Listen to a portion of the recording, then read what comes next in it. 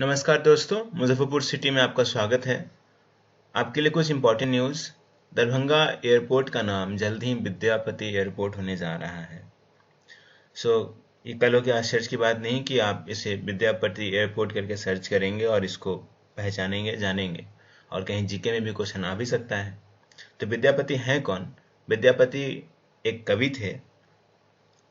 उन पे विस्तार पूर्वक हम आगे चर्चा करेंगे। सबसे पहले ये खुशखबरी हमारे चीफ मिनिस्टर ऑफ बिहार, माननीय chief minister of Bihar Shri Nitish Kumar ji ने अपने ट्वीट करके दिया। उन्होंने कहा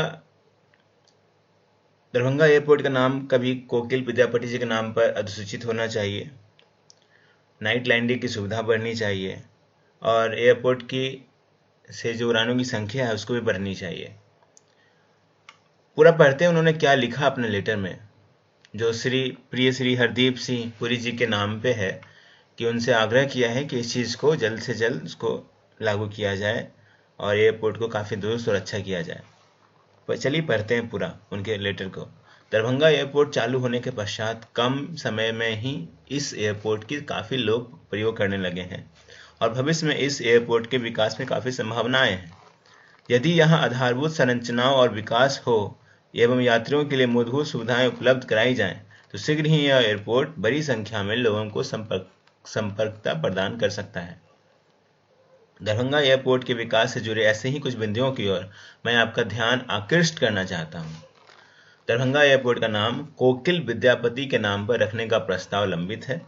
दरभंगा में 24 दिसंबर 2018 को एयरपोर्ट के शिलान्यास कार्यक्रम के दौरान मैंने दरभंगा एयरपोर्ट का नाम विद्यापति एयरपोर्ट करने का प्रस्ताव दिया था और कार्यक्रम में उपस्थित तत्कालीन केंद्रीय नागरिक उड्डयन मंत्री श्री सुरेश प्रभु जी ने इस पर अपनी सहमति भी दी थी।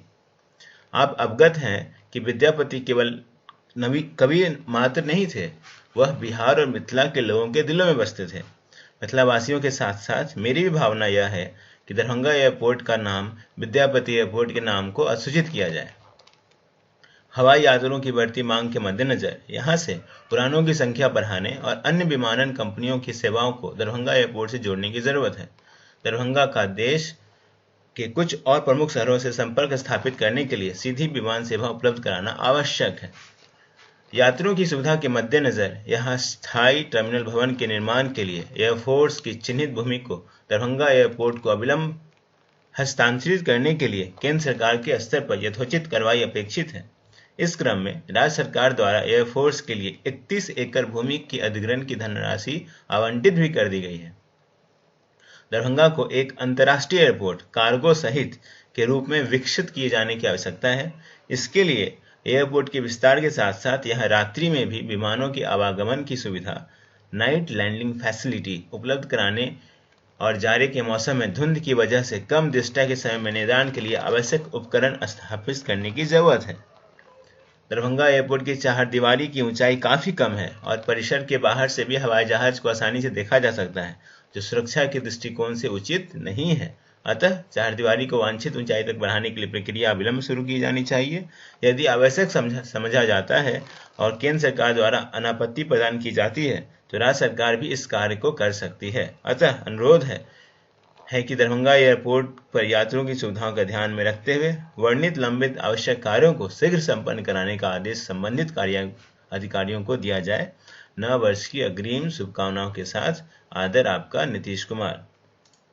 तो इस तरह हमारे मुख्यमंत्री श्री नीतीश कुमार ने हरदीप सिंह पुरी, माननीय केंद्रीय नागरिक उड्डयन राज्य मंत्री, से ये पत्र भेजा है और आग्रह किया है कि जल्द से जल्द की जाए। मुजफ्फरपुर सिटी इस बात के लिए हार्दिक शुभकामनाएं देता है और जल्द ही यह जो सारी बातें हैं लागू हों। लाख लाख धन्यवाद। Thank you so much.